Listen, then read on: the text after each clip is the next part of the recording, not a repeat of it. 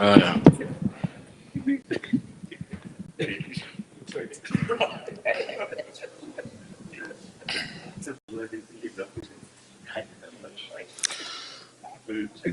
afternoon. Thank you for gracing us with your presence from the media. To members of Umkhonto Wesizwe that are present, let me start off by giving insight in terms of why we're here today. We're here today to give the nation an update on the outcomes of a meeting that was held by the national officials. And we will then obviously share with South Africans the way forward and what the outcomes of that meeting and those engagements were.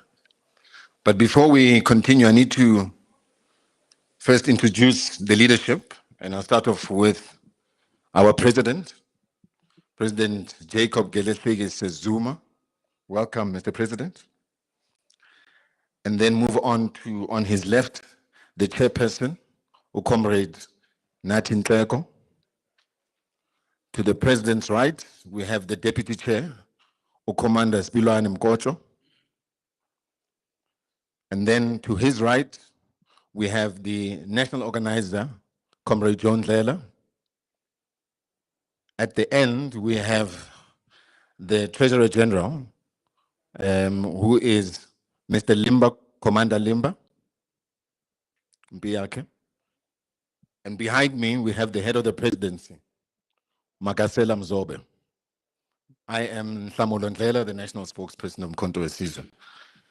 I'm not going to delay any further. I'm going to call upon the chairperson who's going to read out the press statement, and then from there, we'll do the usual, take questions and answers, and then close off. Thank you. Chairperson.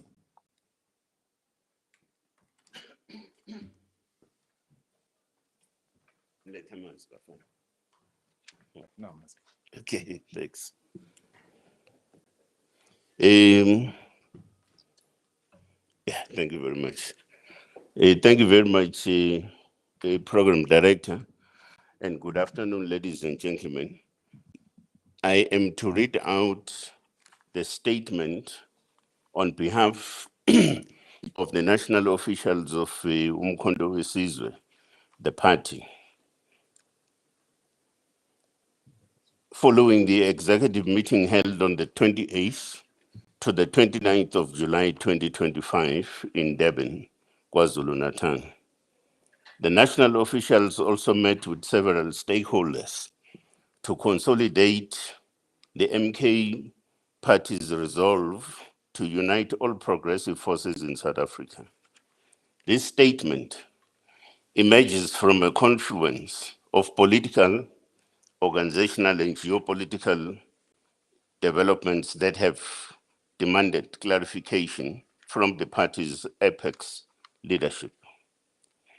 As the nation commemorates the Women's Month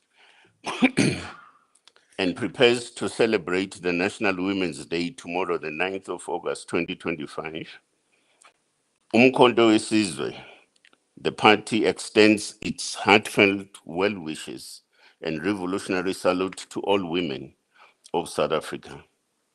This month serves not only as a reminder of the courageous struggles of women who marched against apartheid injustice in 1956, but as a call to action to the continued fight against patriarchy, inequality, and socio-economic marginalization. The MK party recognizes that the true liberation of our country is incomplete without the full emancipation of women and children. In this regard, the MK Women's League has a historic and urgent duty to lead from the front to conscientize, organize, and mobilize women and society at large towards building a just, equal, and non-sexist South Africa. Through grassroots activism, policy advocacy, and bold political engagement, the MK Women's League must serve as a vanguard for structural transformation ensuring that the voices of women are not just heard, but are central in shaping the destiny of our nation. We'll now reflect on the key highlights from the meeting of the national officials. The meeting reaffirmed the founding principle of MK, the party, the spear of the nation, as the guardian of African liberation, dignity, and sovereignty.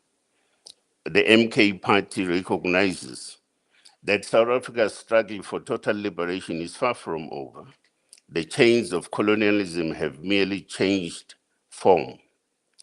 The land remains stolen, wealth extracted, the masses of our people impoverished. Our party considers itself not merely as a political party, but also as a spiritual and revolutionary vessel mandated by history and the ancestors to complete the total liberation of our people. The meeting further reaffirmed the following connotations that embodies and define ourselves as a party. On the African connotation, the name Umkhonto weSizwe, the spear of the nation, reflects the historical, cultural, and spiritual legacy of African resistance. The spear symbolizes resistance, protection, justice, and an ancestral authority.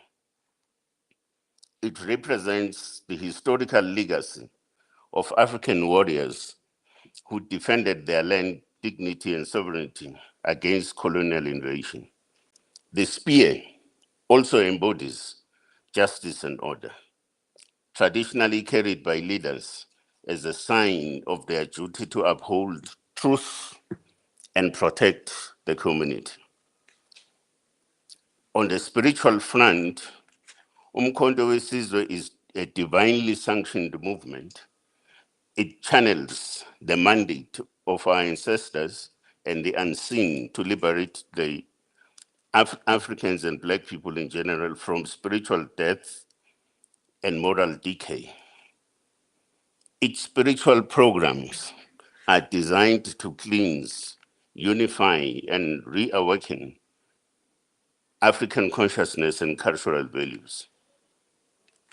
From a revolutionary perspective, Umkhonto weSizwe is a people's army turned political movement. It is a direct continuation of unfinished liberation. It stands for radical transformation, economic justice, land restitution, and dismantling colonial capitalist structures. To the colonizers, to the colonizer and his proxies, Umkhonto weSizwe is a threat to their imperial ambitions and imagined permanency. But yet the party is equally a unifier for all progressive social and political forces in South Africa, not because of lawlessness, but because of the party's capacity to unseat white monopoly capital and neoliberalism in this country and beyond. The meeting also resolved on the program of action, one, to mobilize all its structures and fraternal partners to prepare for a decisive victory, electoral victory, in the 2026 local government elections. Two, strengthen revolutionary consciousness within its ranks through dedicated political education sessions across the party value chain. Thirdly, improve accountability across the party by enforcing sound reporting and performance systems. Fourthly, stabilize and grow our resource base through mobilization of resources within and beyond the party machinery. Fifthly, we are to deepen organizational coordination and unity.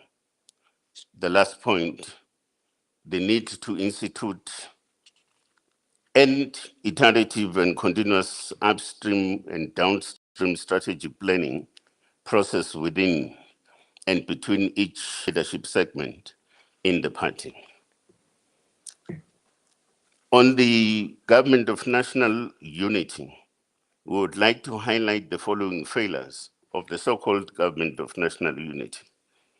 The first point is on the economic malaise and unemployment, a gateway to social death. South Africa's economy remains trapped in a spiral of stagnation, marked by alarmingly high levels of unemployment and stunted growth. In the first quarter of 2025, the official unemployment rate soared to a devastating 32.9%, while youth unemployment, our future, remains entrenched at an unconscionable 46.1%. These are not mere statistics. They are the lived reality of millions who wake up each day to hunger, disillusionment, and despair. Despite grand promises, the Government of National Unity has failed to offer a coherent or effective jobs plan. The economy limps along with a meager GDP growth of just 0.6% in 2024 and a decade-long average of only 0.7% per annum. This is a death sentence for any meaningful economic transformation. Instead of ushering in industrialization, localization, or a jobs revolution, the GNU has normalized economic stagnation and deepened the wounds of structural unemployment, making poverty a permanent feature of South African life.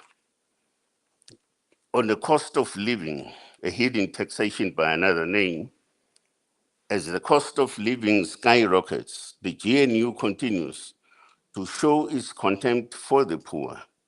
Their initial proposal to raise VAT to 17% was a brazen act of class warfare, one that would have placed unbearable strain on, on the working class and impoverished households already battling under inflation and food insecurity. Only after intense and widespread public backlash did the government backtrack, but not before revealing its true intentions. The temporary retraction of the VAT increase left a 75 billion rands gaping hole in the fiscus, which now threatens essential public services. The GNU's failure to plan or cushion this blow is emblematic of a government more focused on appeasing markets than protecting people. In reality, this retreat does not signal a policy reversal, but rather a delay in applying more regressive fiscal measures. Taxation through stealth paid for by the poorest among us. On corruption, sabotage, and infrastructure decay, under the GNU, the cancer of corruption continues unabated. Far from eradicating state capture, the GNU merely recycles its actors and scripts. Cadre deployment remains the modus operandi, with local municipalities now functioning more like criminal syndicates than centers of service delivery. Basic infrastructure across the country is collapsing. Electricity blackouts remain a brutal reality, disrupting hospitals, schools, and the economy at large.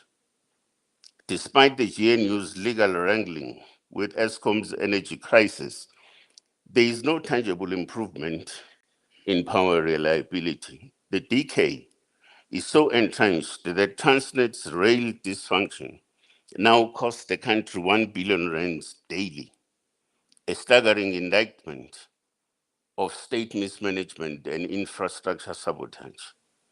While the GNU differs and quarrels and arteries of our economic lifeblood are being severed. On international blunders, isolation and job carnage, the MK party notes with deep concern the United States' decision to impose 30% tariffs on South African exports. This measure appears to be a punitive response to South Africa's principled positions on international justice, particularly our unwavering support for the Palestinian cause and our constitutional commitment to economic transformation. We view this action as an unjustified attempt to exert pressure on our sovereign democratic choices. This development must serve as a turning point rather than yielding to external coercion or pursuing failed austerity measures. South Africa should respond by accelerating industrialization, strengthening economic ties within the African continent, and deepening partnerships with the BRICS nations. Our long-term prosperity lies in building an inclusive, resilient economy, one that prioritizes the needs of our people over the preferences of global powers. On poverty, inequality, and education in free fall, the GNU has spectacularly failed to tackle the scourges of poverty and inequality. Arguably, the most damning indictment of its tenure. Today, a staggering 63% of South Africans live below the upper middle income poverty line, with millions trapped in generational deprivation. Income inequality remains among the highest in the world, exacerbated by elite capture and the systemic dismantling of redistributive policies. The education system, which should be the cornerstone of transformation, is collapsing under the weight of underfunding and neglect. Despite looming demographic pressure, 1.2 million additional learners projected by 2030, the GNU's education budgets are shrinking in real terms. Quality education is fast becoming a preserve of the wealthy, leaving the majority condemned to a cycle of mediocrity and marginalization. A nation that abandons its children has no future, and the GNU is doing just that.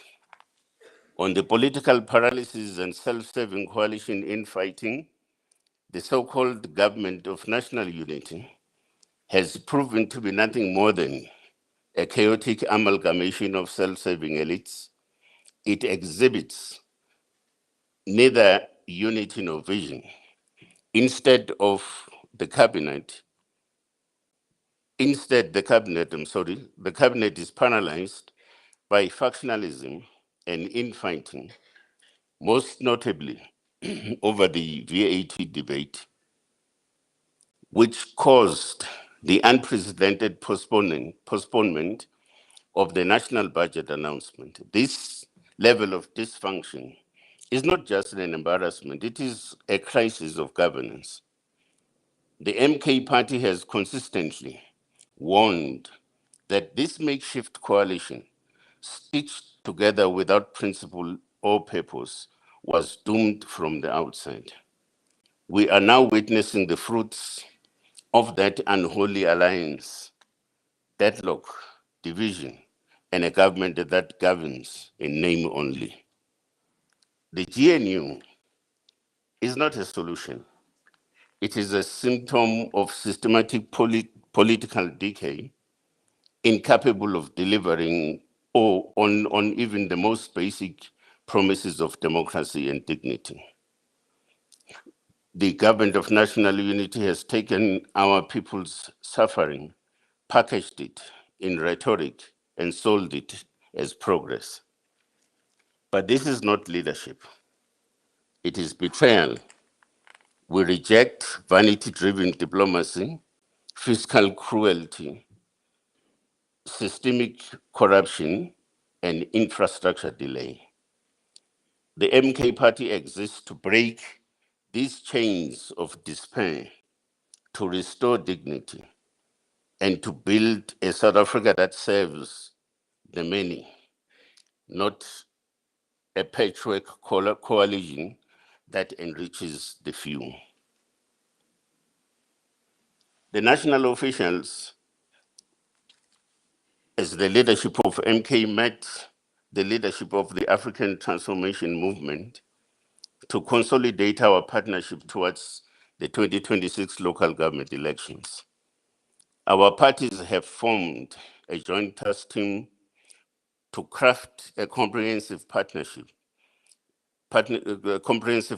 model for approval by our respective highest decision-making structures.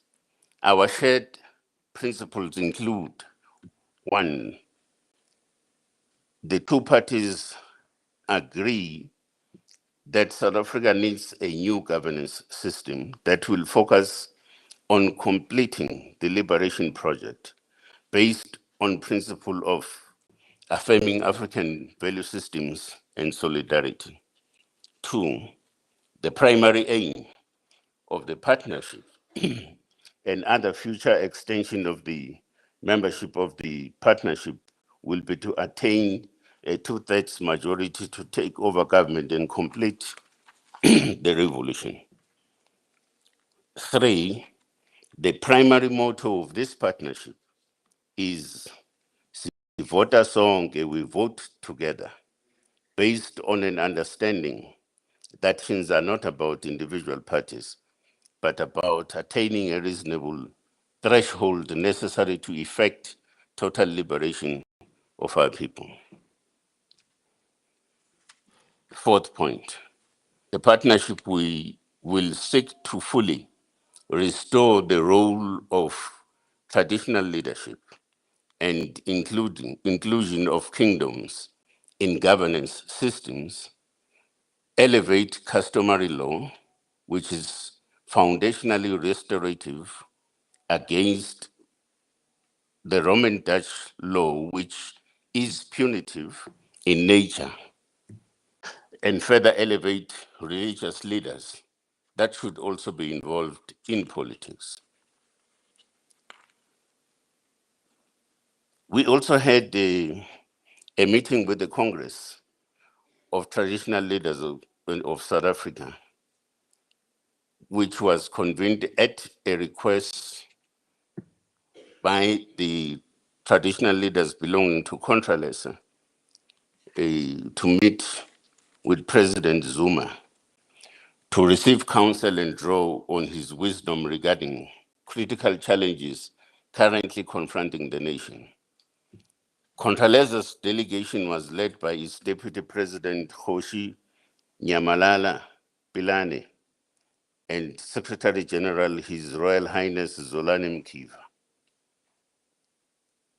The meeting decried the rising political instability in South Africa, fragmentation of unity among progressive forces representing the poor and downtrodden masses of our country, the resurgence of ultra-right-wing tendencies, pervasive criminality and entrenched corruption within government and state institutions, as well as other serious social ills that are likely to undermine and erode the meaningful gains accrued since the dawn of democracy in 1994. Both organizations agreed that the liberation project is yet to be completed in South Africa, and further that the institution of traditional leadership has for the longest time been undermined and relegated to a spectator in the political governance domain. The meeting resolved to encourage all traditional leaders to take advantage of the 2026 local government elections to restore people-driven governance. On the international front, the Constitution of Umkhonto weSizwe vests responsibility for international relations and foreign policy engagements squarely with the president of the organization. In this regard, the president of Umkhonto weSizwe attended the inauguration of President Nguema in Gabon and held bilateral meetings wherein the MK party reaffirmed its full support for the revolutionary governments of Mali, Niger, and Burkina Faso. These nations remain the final frontier in the total and irreversible liberation of Africa from neo-colonial shackles. We are alarmed by the incoherence and indecision in South Africa's current foreign policy. Our country has tragically lost its geopolitical standing, humiliatingly reduced to a junior partner at Western tables, as evidenced by the disastrous spectacle at the White House and the economic sabotage of the 30% tariff hike imposed by the Trump administration, a punitive blow to our economy. In continuation of international engagements, the president recently visited the Kingdom of Morocco. This visit builds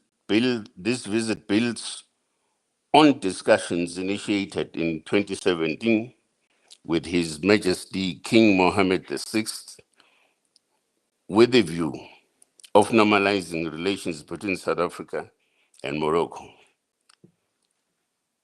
Hence, we reaffirm our position that granting the people of the Sahara region a local governance within the sovereignty state of Morocco is a practical proposition to solve this 50-year-old conflict. This Moroccan autonomy proposal is beginning to be the most supported position by other governments in Africa, including the Sahel region countries, which President Zuma will be visiting before the end of the year. During the visit, the president toured the Tanga Mediterranean port, the Africa's best performing port. MK is negotiating internship opportunities for the unemployed South African maritime graduates. The president also held a meeting with the chief executive officer and the executive of Renault Group, exploring collaboration for unemployed mechanical engineering graduates. Thirdly, we engaged with Mohammed VI Football Academy, aiming to establish partnerships with South African youth football academies to learn from their scientific world-class development model. Lastly, we met the Speaker of Parliament and all political parties represented in Morocco, studying their coalition government model, which is stable and effective, unlike the incoherent DA-ANC coalition of disorder in South Africa.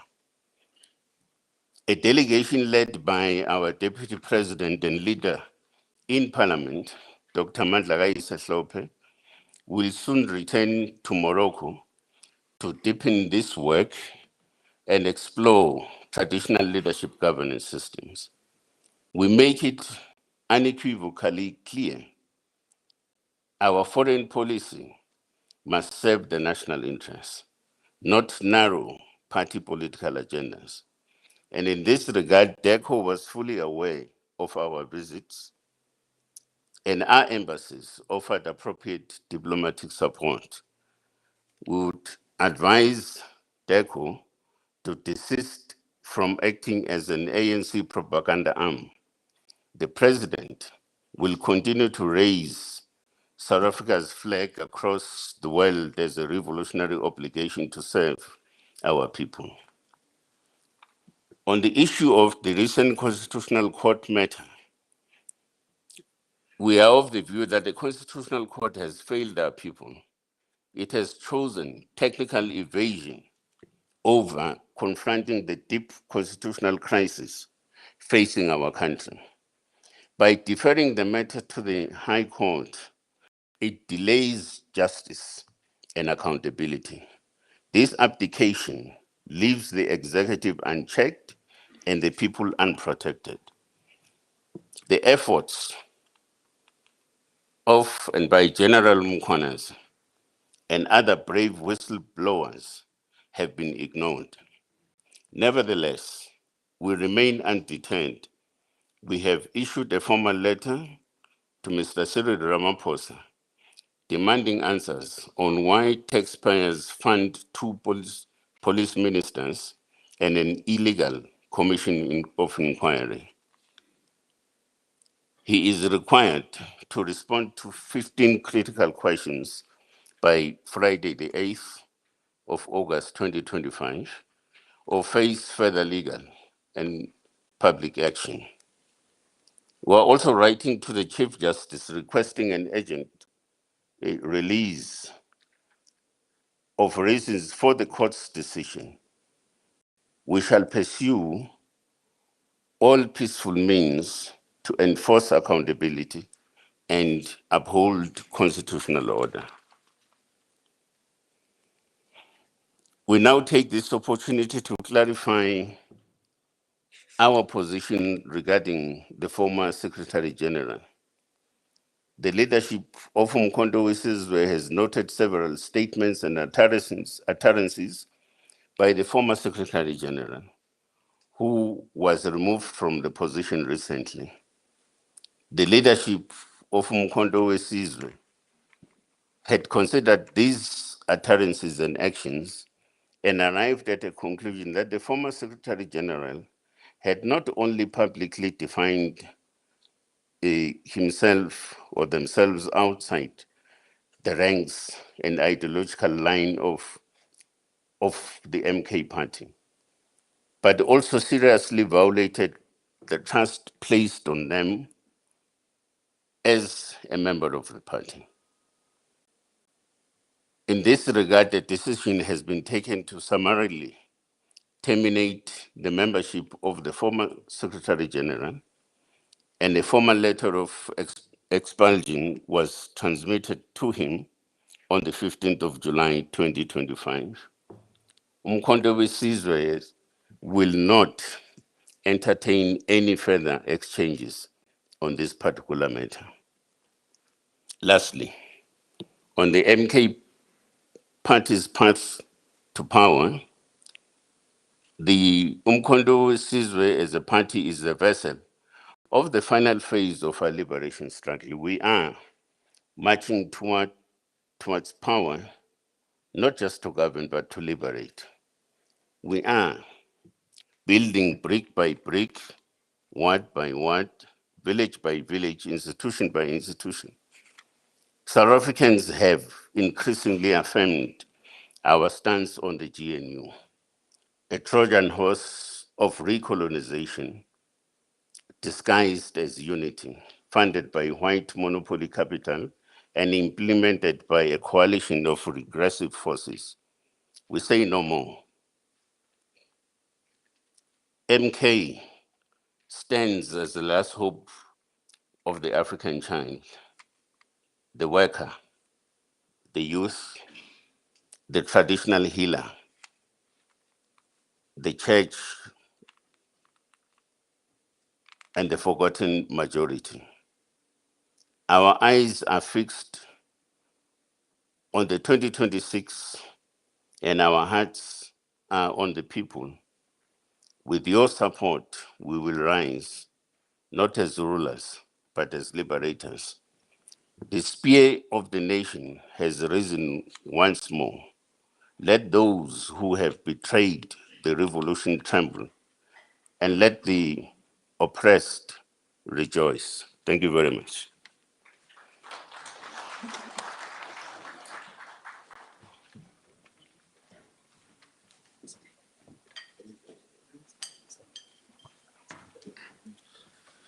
Thank you, Chair, for a comprehensive media statement.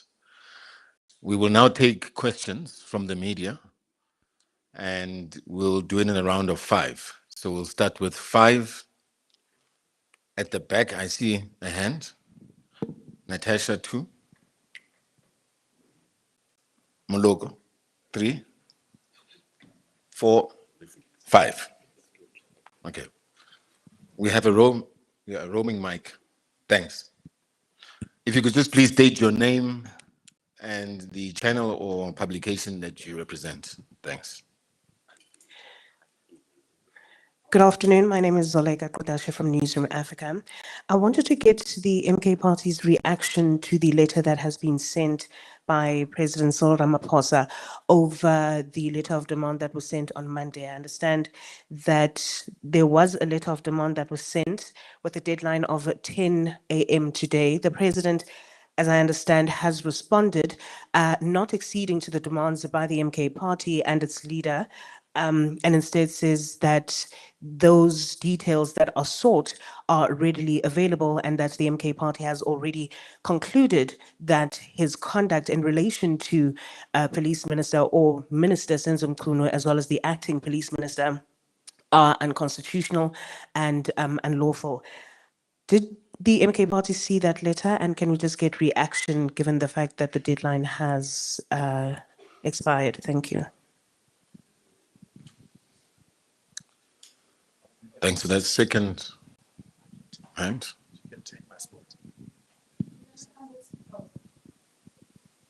It's Natasha.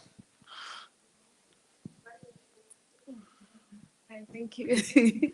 Hi, it's Natasha Perry here from SABC News. I just have a couple of questions. In regards to the former Deputy Secretary General, I believe you all know, just moments before this briefing, there's a letter that was circulating that she has resigned as the Deputy Secretary General of the MK Party. Just your reaction on that, and do you perhaps fear that more members might actually jump ship, perhaps from the MK to Maibuye?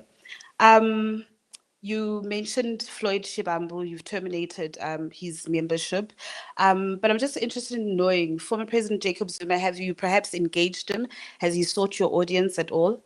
And then you mentioned in your statement the meeting with Contralesa, but there's a grouping also of traditional leaders that have said that they are cutting ties with the MK Party because they feel as if they are being used as political pawns. Has the MK Party actually reached out to them and spoken to them? And then you also mentioned the meeting that you had with the ATM, and you mentioned the Comprehensive Partnership Pact. Can you perhaps now detail if any modalities around how you're going to be working together ahead of the 2026 local government elections? You've mentioned also in your statement your stance as the MK Party on the US tariffs, but now we know that the South African government, through President Cyril Ramaphosa, had said that all doors are still open for negotiations, right? Do you think, and are you confident as the official opposition that perhaps a deal would be made to actually reduce those 30% tariffs and to avert the bloodbaths of over 30,000 jobs? Thank you, and apologies for the many questions.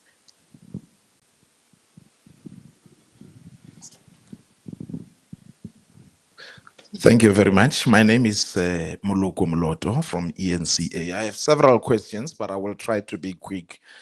To the former President, Jacob Zuma, I just want to understand, considering the fact that at the time when you were at the helm of the African National Congress, their position has always been that the people of Western Sahara must be granted their independence. I want to understand at what point did this change for you? The second question is, there has been, I just want to understand, are you by any chance as the party receiving any money or funding from Morocco. In terms of the leadership turnout, if you were a company, you would be considered to be in crisis. I mean, I personally have lost count of the number of secretary generals, organizers, and staff. Have you been reflecting on what could be internal issues, perhaps, that may need to be attended to, perhaps in order to arrest this particular trend? Lastly, you are speaking about, and correctly so, about the deepening poverty, the decay in the state-owned institutions, and the systemic corruption. A lot of people will agree with you there. But some of you have been at the pinnacle of government before. These issues, are you saying that in your previous responsibilities or roles, you are taking no accountability whatsoever? Is it your argument that you want us to believe that these issues you are correctly raising started after former President Zuma left office? I'm covered, thank you.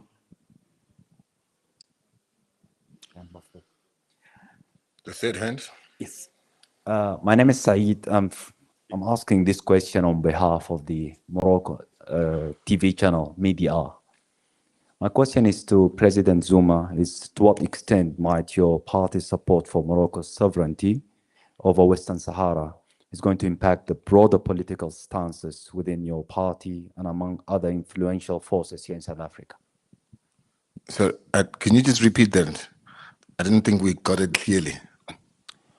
To what extent might your party support for Morocco's sovereignty over Western Sahara is going to impact the broader political stances within your party and among the other influential forces in South Africa?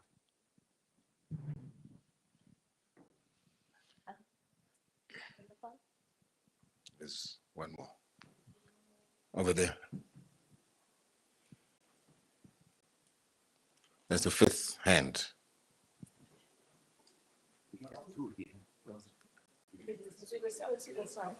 Are you covered? Okay. Thank you. Sure.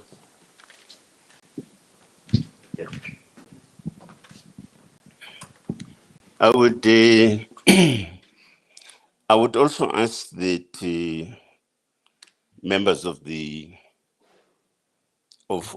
National Leadership Collective also do tackle some of the questions.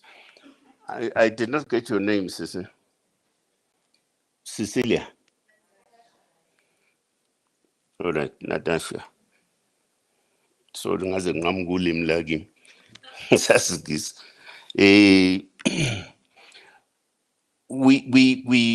You asked the question about, it's just that I couldn't link it up very well, but you asked the question about the DSG departing. Is true. We have also seen that.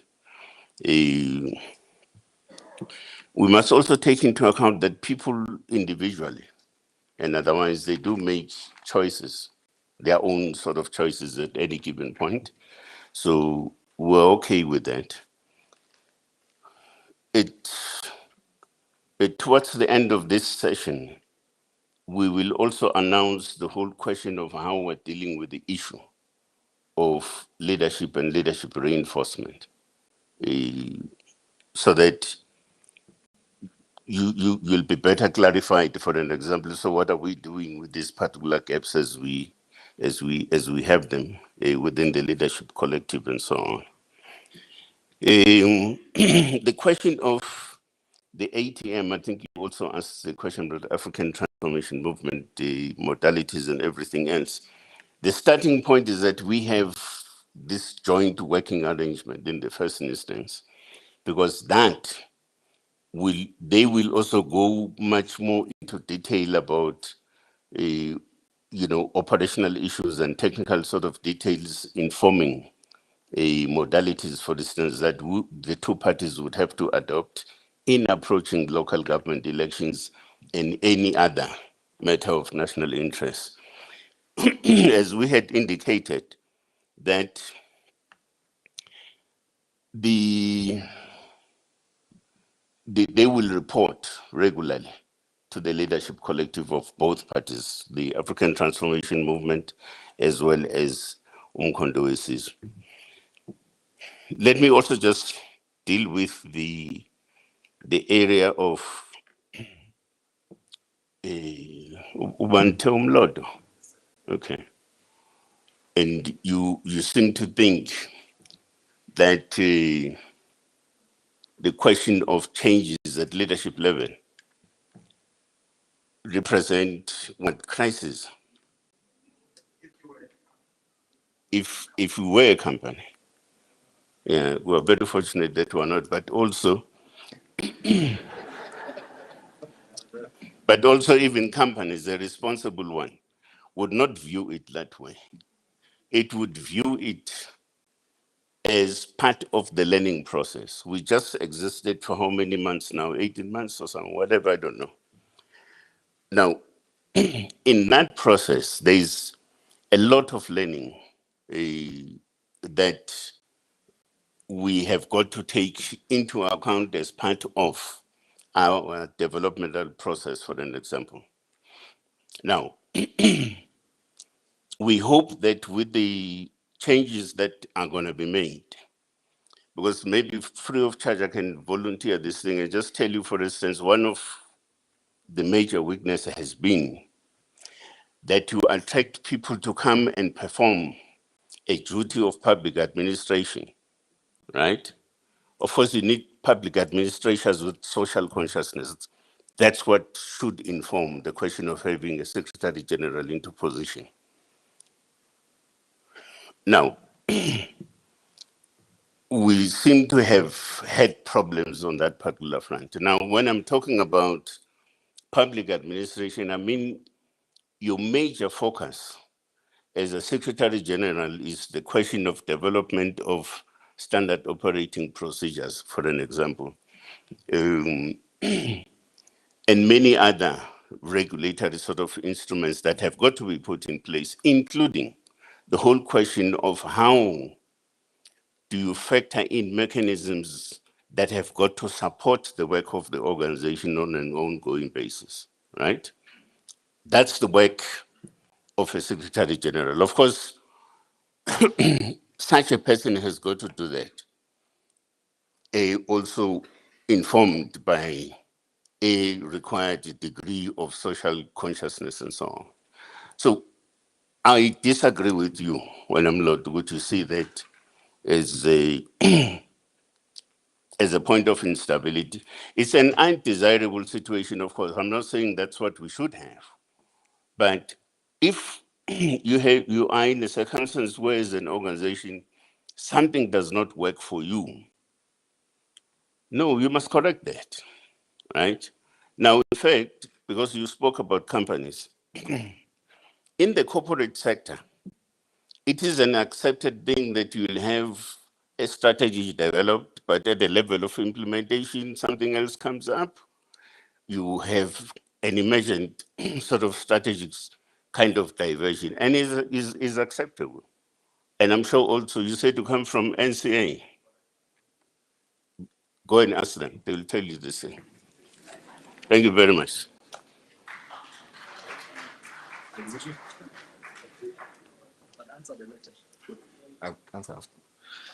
I'm going to call on the head of the presidency to respond on the questions regarding Morocco. The man himself.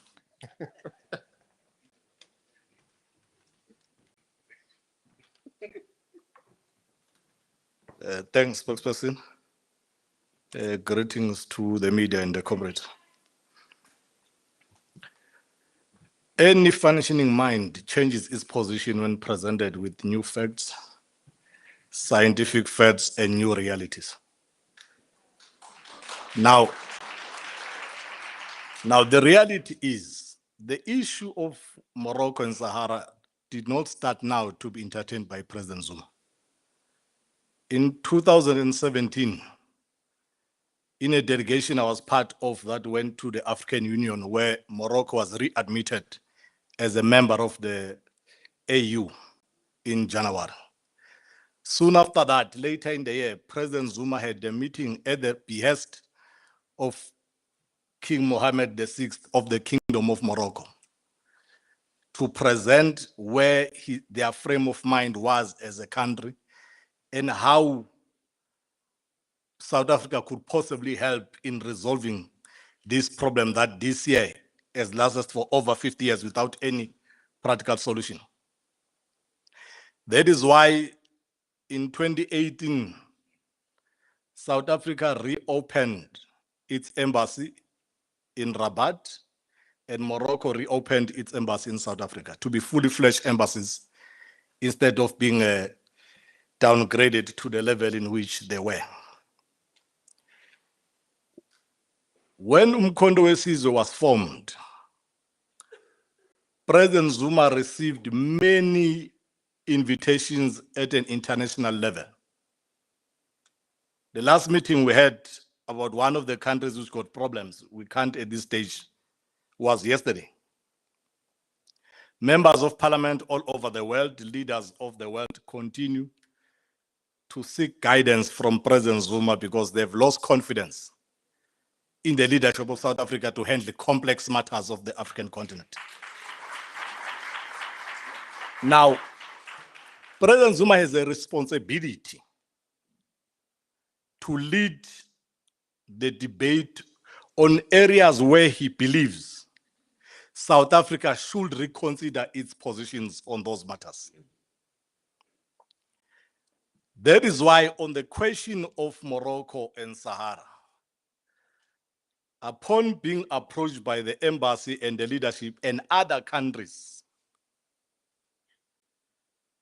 and having considered all issues about the unification of Africa, that we can no longer afford to balkanize our continent into small unviable countries when we are confronted with arrogant USA and the West like this.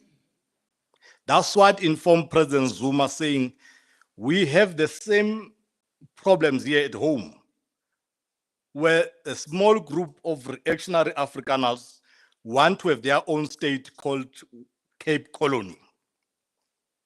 In the same country, we have Orania that want to present itself as an alternative state. If we are not careful, this problem of a group of people who identify themselves as a tribe wanting to be a fully fledged state will come into our country. Now, MK presents itself as a legitimate voice of progressive forces in South Africa to lead the struggle to unite Africa to be one. And we felt that this burning matter that has lasted for 50 years in the continent must be a starting point to say, yes, the people of Sahara have suffered for the longest time. They wanted their own country. But the challenges we're facing as a continent cannot allow us to have many more countries than we already have. Let the comrade be given autonomy to self-govern like we have in our own country provinces. You can pass the laws relevant to your conditions, municipalities, but maintain the sovereign integrity of Morocco as a country. Now, this one of money, when you can't explain things scientifically, why people have changed their minds, and you don't have better arguments to tell them why they must not change their mind, you must start throwing those stupid insults that we are getting money that we have not received. I've been fortunate to be part of the engagement from the beginning. There is no money promised, no money given, no money requested. We have tabled here the outcomes of the many progressive engagement that President Zuma had with the leadership there to open channels for South Africa to trade with a very strategic country geographically in the continent. Now, it's not true that we have sold out the revolution. It's not possible. The country's foreign policy is directionless. And President Zuma and MK have taken a responsibility to lead in that regard. And when we lead, we expect those who can lead to attack President Zuma, attack MK, but the kind of messages we're getting in the continent tells us that we're on the right path. Specifically on this one of Sahara, those who take time to research the latest development, the position presented by MK is beginning to be supported by more than half of African states currently. Not historically, currently. Now, we'll continue to lead. By the time the comrades join us, we'll all be celebrating one and united Africa led by President Zuma. Thank you.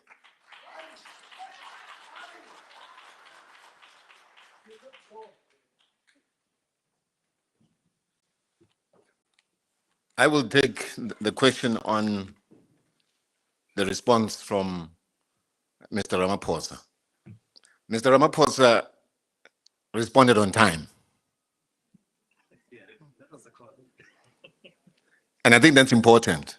It demonstrates that he takes President Zuma seriously and Mkhonto Sizwe very seriously. He responded on time. But sadly, his response, he is running away again from answering the questions. Basic questions that we've raised with him. The questions we raised was, he said he's appointing Professor Kachalia as per section 91(3)(c) in an acting capacity. There is no such thing in the Constitution that allows a president to appoint someone in acting. There was no such thing. It was a simple question that was asked. We then asked him, at the point at which he then appointed Professor Kachalia, he refers to him as a minister designate. Which one is it? Acting minister, minister designate, or minister? It's confusing. So those are some of the questions that we asked him. But again, we can't expect more from a person who himself is a constitutional delinquent. Because all that he's ever demonstrated to date is constitutional delinquency and nothing else. The way forward, I know, is some of the questions that have been asked. We will obviously take it in consultation with our lawyers and make a determination with the leadership as to what the next steps are. But I think what's important is that it must be stated, Ramaphosa responded on time to our letter. Thanks.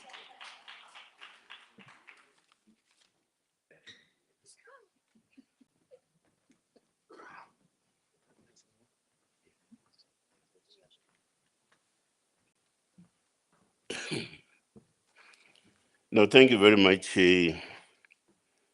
Program Director, ladies and gentlemen. I need to deal with the one last part of the,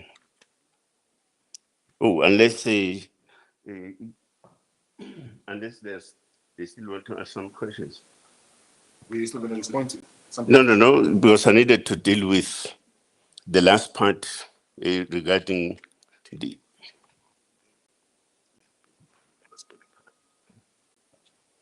Yeah, okay. And I need to deal with the directive by the president that I must then announce the leadership collective. I'm informed that the president remains the president.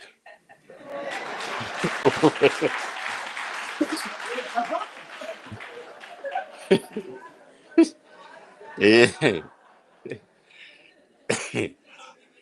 don't know what the clapping is all about, but I was I'm starting my announcements, okay? And that the deputy president, Dr. Hlophe, remains the deputy president, all right? And that we have had some gaps in the leadership collective. The Secretary General is one particular position that is vacant, and it's now gonna be filled by Dr. Bongani Mngwango. Now, Dr. Bongani Mngwango has a 35-year executive experience. He's a former chief executive officer at Sanlam Healthcare, a former chief executive officer at Netcare 911. He was also chair of, maybe still is, I don't know, of the Kwabe Traditional Council. Abagithi ke lapho. So he must then come this end, come to this end.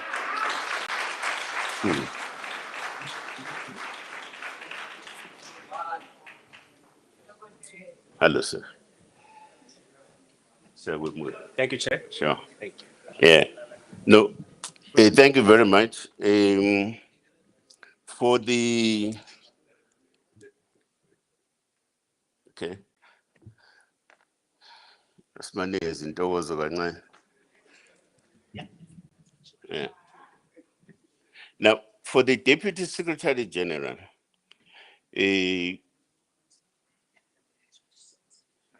she has quite a huge experience in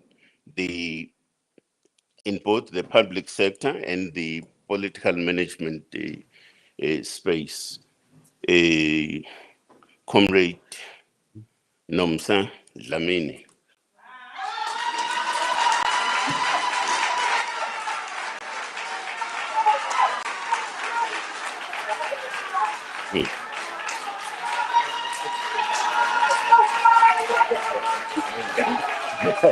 Thank you. Okay. Yeah. Now,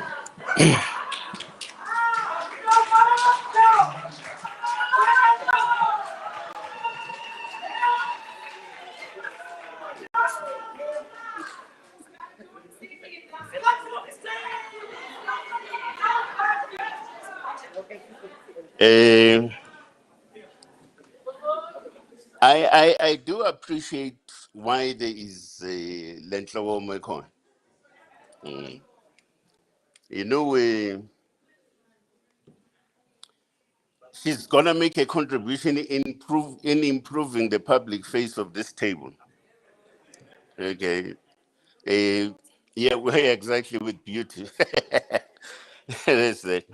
Now, one other change, comrades,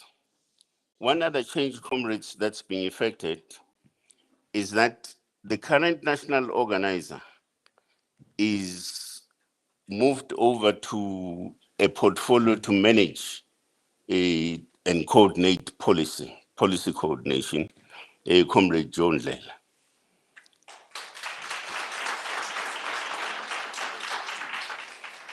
Now, and therefore that leaves the area of national organizing vacant. We then have a comrade who has an experience in local government and the public sector, and we think that that experience is gonna augur quite well for us as an organization in approaching the 2026 local government elections. Comrade Alec Nkuna.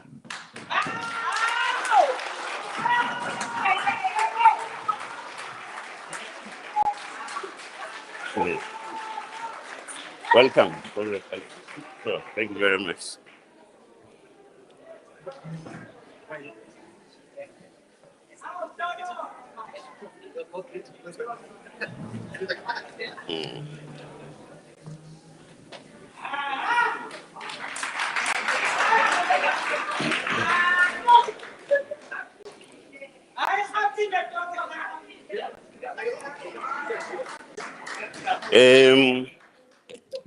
Comrades, oh yeah, by the way, I forgot two other particular positions. The deputy chair remains deputy chair. All right. Comrade Import. And of course, the Treasurer General, Comrade Mpia Kelimba, remains Treasurer General.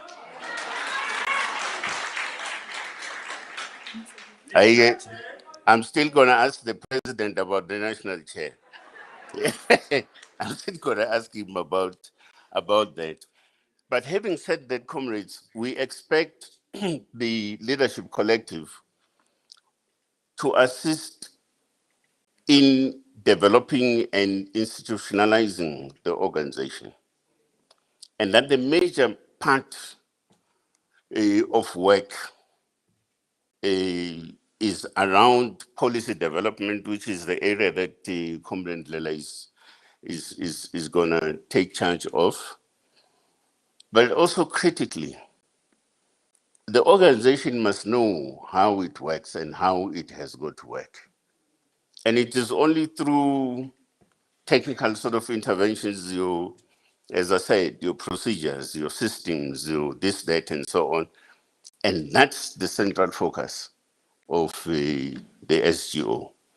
And that all of us, as part of the leadership collective, we are not the equivalent of the president. We are there to reinforce and bolster the public image of Umkhonto weSizwe, and that image rests with the president of the party. And that's why he deals with so many things, including the issue of international relations, and so it goes. So I thought, let me just say that it's only the president that can confirm my situation. Thank you very much.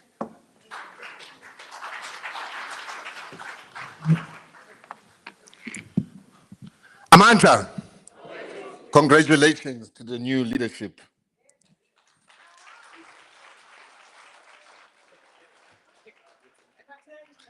I'm sure you are wanting to ask questions again now. I can see. With a raise of hands.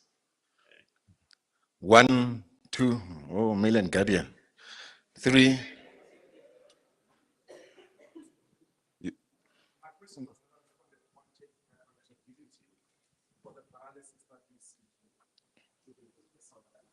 Oh, your question on paralysis.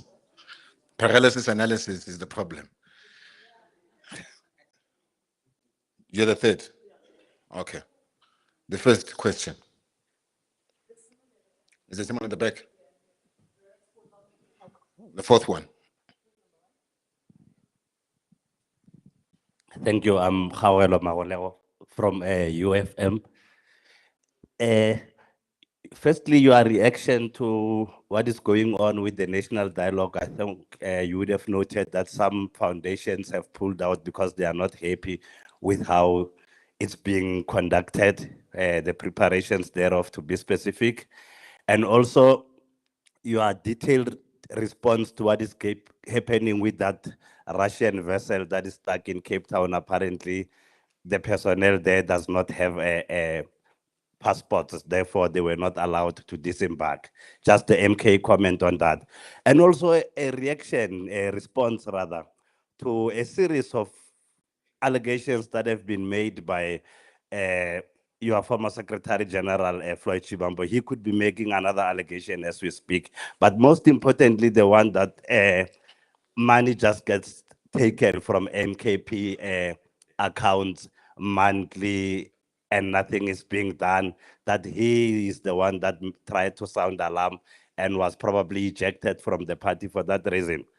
Finally, and apologies for asking so many questions, just give your own reflection of yourself, because there seems to be a sentiment that as an official opposition, MK has given a rather poor account of itself, particularly in Parliament. We've seen a recent blunder where the caucus did not understand what it was voting for, and any other issue that you have had to handle in Parliament, as to how have you done so far in your own assessment? No, thank you very much. My name is Lunga, and I'm from the Mail and Guardian. Spokesperson, I think this one will involve yourself. Maybe you will help me assist in answering this.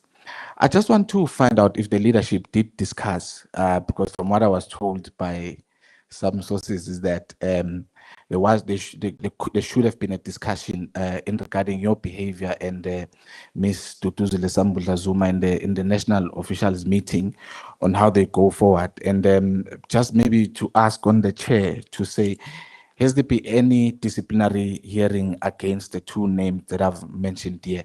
Thank you very much.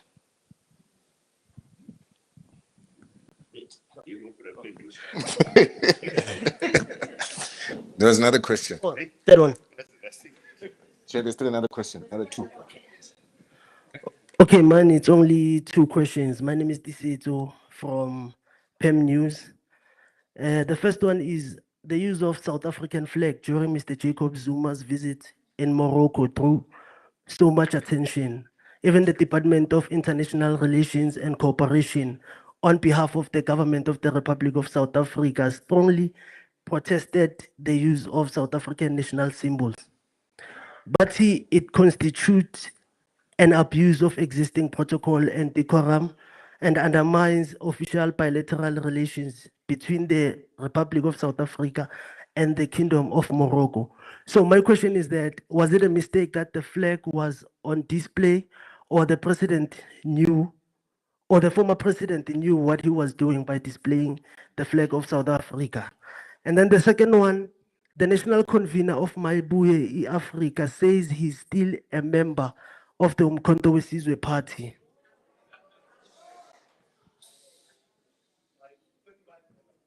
So I believe if it was just an ordinary member, you could have dealt with the situation rapidly. Is he still a member or not? Oh, okay, no, it's fine.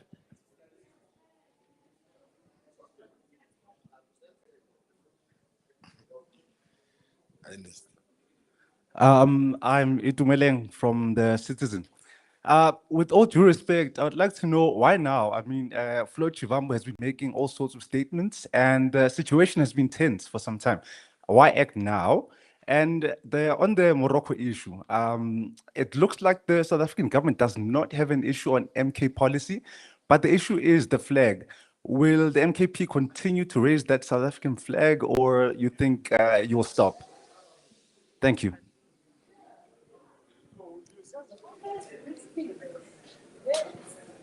They own the flag. You said you're from the Citizen, say? Okay, I'm sorry I can't see you because Bamile and my camera, yeah. We asked comrades. No, sorry, you're not comrades. I forgot. The flag belongs to us. Now, I don't know where this story comes from that the flag belongs to government. No, it doesn't. The state is us, right? So next time around, when we talk about this bomb, Bunny, my peace, yeah, but my peace, my bigger, my fees are sorry, yeah. Okay, no, sorry, won't call them put. When I'm next time you'll find me carrying a flag in my car. Are you going to have a problem with it? Dispute that and say, why am I having my country's flag in my car? We're born a little. Yeah, I search for my line, it's right. Now, there's the question from, I can't remember who it was, about the money being stolen or siphoned. Was it Million Guardian? But the question is this. The meeting of national officials sits every second week.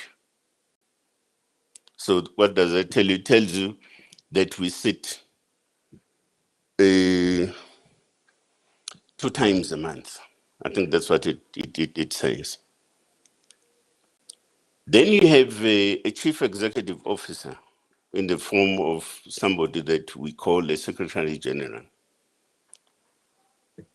sits for months in the position and does not report to this collective, this leadership, to then say, hey, there is money that is disappearing every month to the tune of about, I think he branded something like 7 million a month, right? Now, and this is exactly, it is at the center of leadership responsibility and administrative responsibility, this point that I'm raising, right? Okay, suppose we were too ugly for him to report this thing, this stealing, right? And maybe intimidating or something. So why not report a crime with the police? Because this is stealing. We're talking about stealing here, right? So how come we are not reporting this theft with law enforcement agencies to then say there's money that is being stolen by somebody in MK, and so on and so it goes, and you're not doing that. Now, anybody, including our new SG here, once you're a Secretary General, you also bear something called the fiduciary responsibility, which means, amongst other things, all these other matters of financial management, they also are within your purview and you need to report on a regular basis on them, right? You carry policy responsibility when it comes to that. So for me, and I think for us actually, it's quite strange that this thing gets said after some months. It must have been taking place or something, but it's not reported to us, it's not reported and registered with the police. So something is wrong at that particular level, but also the Treasurer General will also shed some light on this because we have just, if I'm not mistaken, we've just gone through an audit. We've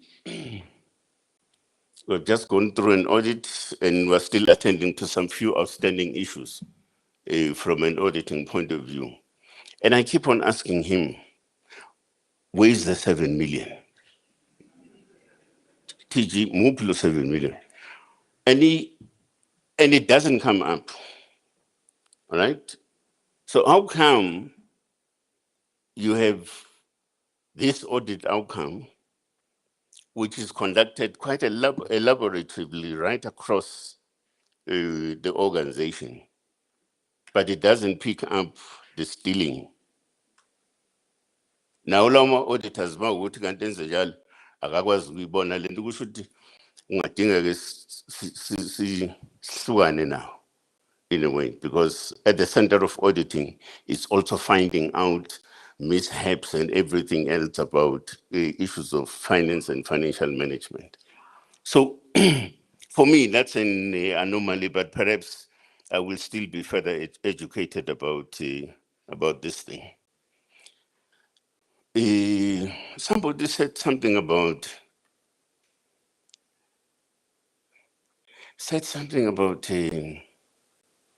accountability, the trip and whatever. You see, ladies and gentlemen, angikhuluma ngimsukele ngesibumlodo ngiyakuprovoka manje. Now, there is no way that your company ENCA will find out that you are in Zambia without the knowledge of your immediate supervisor, your top executive management structure. There's no way. Now, when you talk of accountability, because sometimes the accountability, nifuna ukuyikhuluma as if politics is the manner of doing things and reporting accordingly. So in this instance, you can't be outside the borders of the country without necessarily declaring that you are indeed there and you are duly sanctioned by the organization, even if you are, even if, what do you call this thing? I want a jowl or something. We keep healing, you know, even if that is the case, you still have a duty to report to a structure that you belong to, that between this day and that day, I will not be around the country, I'll be outside, right? So, and that's the issue about accountability. Now, you are saying, for those of us that were in government, and for the things that did not work out there, at policy level, policy implementation level, and so on, we are not taking accountability. We're not taking up accountability about that. We have never said that we are not taking accountability. And part of the reason why we are moving in the manner in which we do is because we've seen things, we've experienced them. So we know what works and what doesn't work, right? So it is just one of those natural cause of action that if you are on a path that you think is working and you discover that, hey, further down the line, this thing is not working, change course. So, so when you can't stand here, when I'm lot, and say, because we're viewing the current policy framework in a different way now than the time when we were there. So it means we're not taking accountability. I think you're probably misreading this thing, the way I see it. But nevertheless, and I'm sure we are now convinced that we are not what you think we are. The question of the NDC, perhaps somebody will, TG, I would ask you to come in also on the question of just the financials as things stand, particularly because now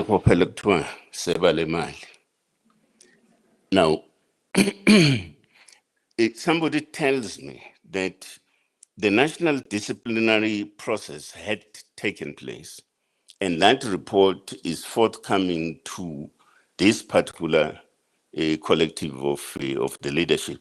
So as and when we are ready to make an announcement with regards to that, we'll certainly do that. But at this stage, the process is underway and there is a report that is forthcoming towards the national leadership. Comrade TG, please do come across.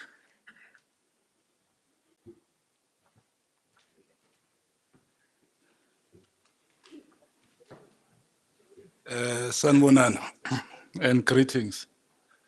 I think the former SG wanted to say he left us with a debt of 28 million. That's the mistake he made.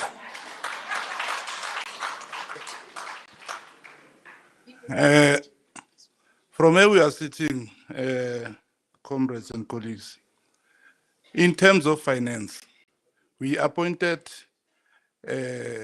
Zuma Consulting Company that is qualified chartered accountants and auditors, so that we can have an independent view in terms of our finance before an AG comes in. That was done. Indeed, we do have some findings at any other auditing. Remember, the auditing, the purpose of auditing is for continuous improvement so that we can have proper system in place, particularly that we are the new party. We do have some findings that is more focused on our bookkeeping than really to say there's any form of corruption. And it need to be highlighted that I did not actually to respond in such allegations. Chair Ushe was forcing me on a daily basis. Saying, I don't want to entertain allegations because the person that is coming with allegation was fully accountable for the Treasurer's office for the past 5 months. Unless where I'm sitting, he did something, he was able to hide it very well. So from where we are sitting in terms of auditors, we have no any major findings that are there, but we do have areas where they are of concern for improvement for bookkeeping. Thank you.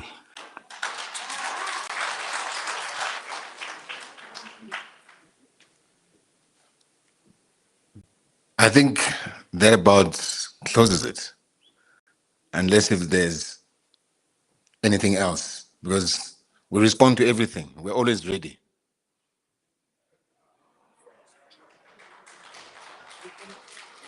Yeah?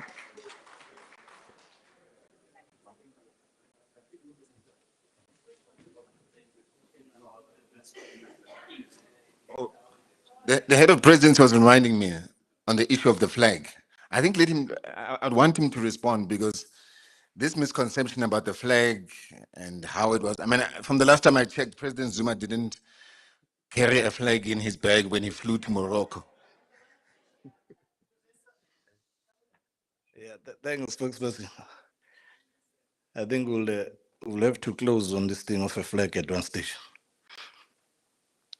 DERCO only responded yesterday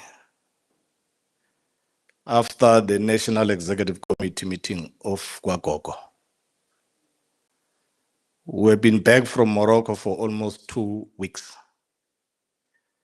The only person who was making noise is the Secretary General of the 40-person party.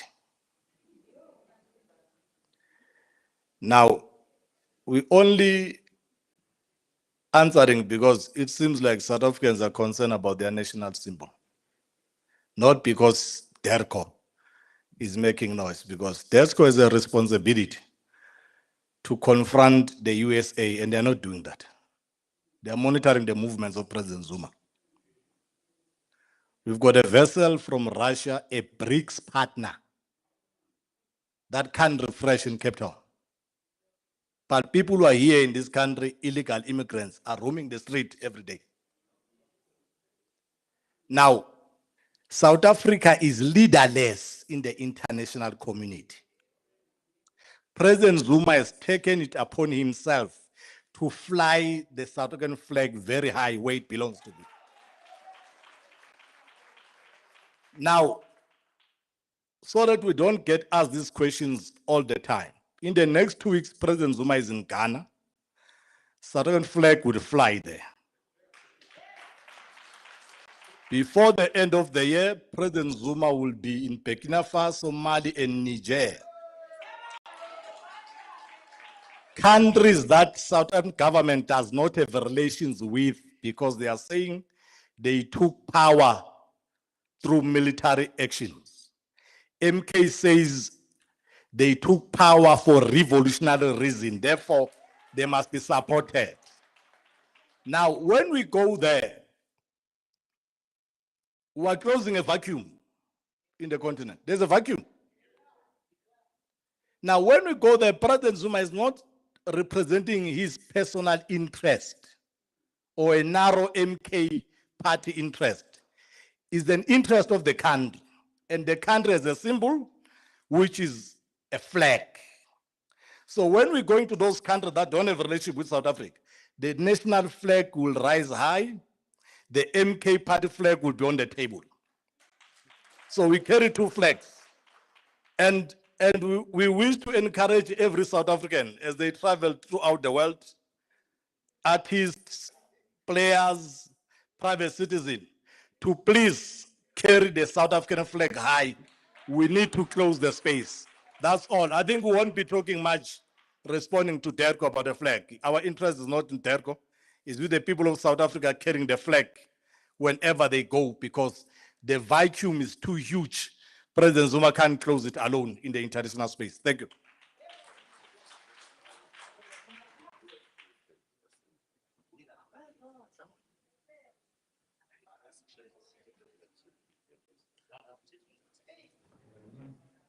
I'm going to call upon President Zuma to say a couple of words. If you will stand as members, please.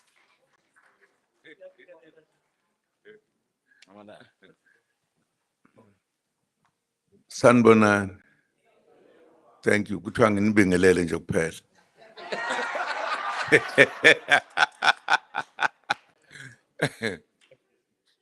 No. Ngiyanibingelela bandla, siyajabula ukuthi sibonanile. Ngiyajabula ukuthi nibuzile imibuzo yonke nayithola zonke impendulo. Ngimangalile ke mina mangizwa obaba laba nomama kuthiwa benza njani konje? Balalela indaba bese beyixoxa. Okay, yeah. Bebuza indaba yeflag. Ngithuke kabi. Ukhona umuntu ongazi South Africa ukuthi i-flag of any country belongs to the citizens of that country. Khona bengazi lona. Nani impela nize niyawubuza nje lo mbuzo serious. Hawu kwahleni bu. Every country has a flag with its color. Every citizen owns that flag. It's not a government. Not a government. Government uthola likhona lapho. Nani impela niyabuza nje. Hawu nangidumaza. Hawu bakwethu.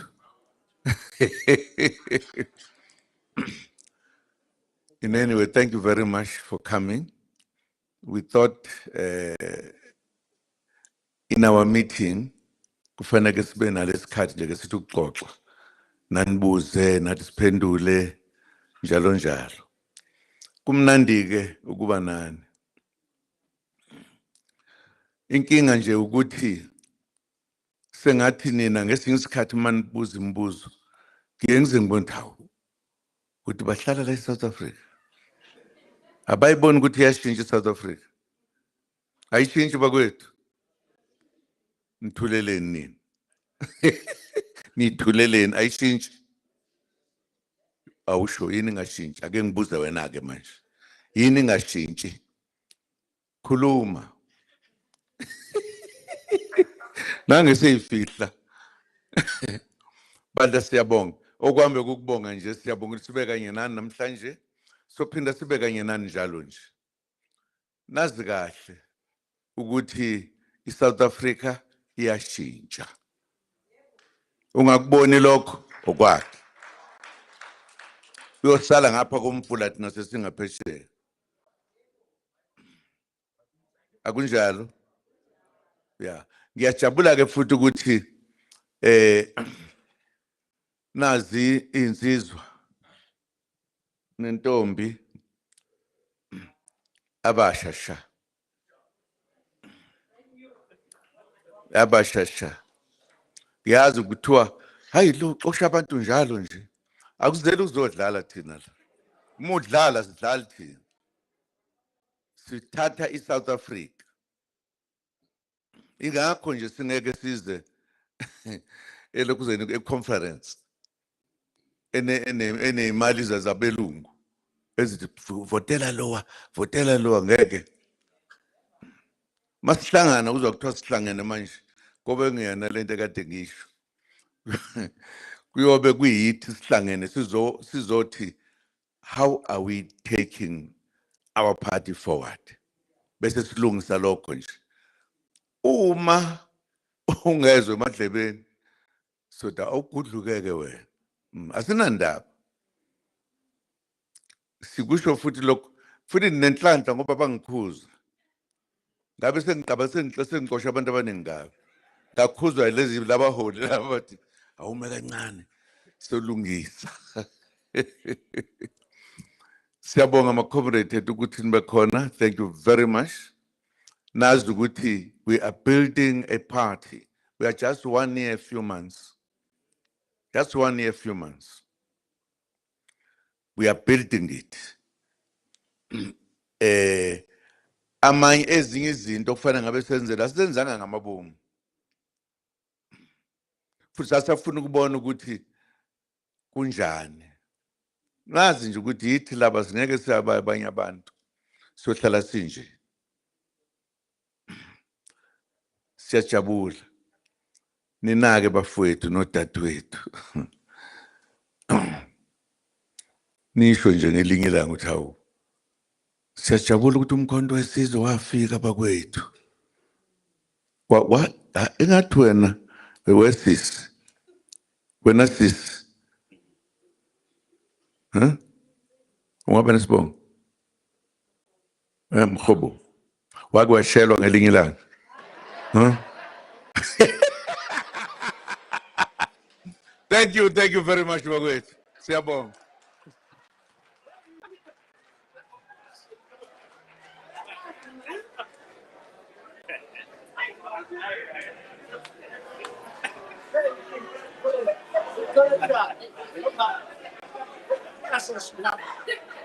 Can ask me.